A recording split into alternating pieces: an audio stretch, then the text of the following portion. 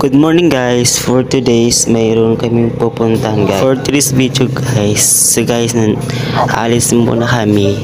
Papunta kami ngayon sa Salvation guys. Tapos ayun guys, pupunta kami sa Salvation kasi maliligo kami doon at magdadasal kami ng buong pamilya namin.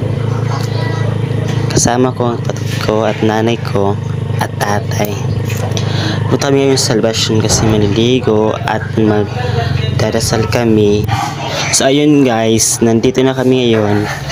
Nakikita naman nandito na kami ngayon sa Salvation guys. So apakaganda dito guys. At saka ang hangin.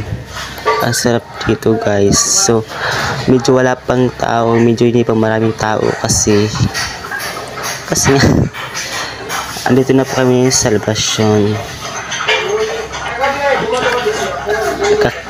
Kumakain lang muna yung mga pamilya ko guys. Hindi ko siya mabidyohan kasi nahihiya ako guys. At saka guys, alam niyo ba, hindi lang to ang Salvation. Dahil ang Salvation ay yung mga merong kang sayun guys. Kita naman niya ako, maliligo na ako guys kasi sabi sa akin ni nanay ay maligo na daw ako kasi guys, pag pumunta kayo sa Salvation guys, wala kayong maraming gagawin doon.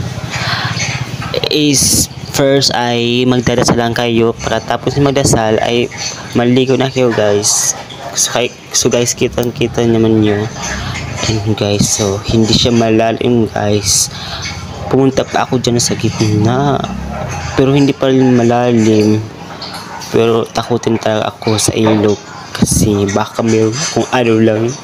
Ayun guys, nandiyan ako sa gitna na guys. So hindi masyadong maraming tao guys.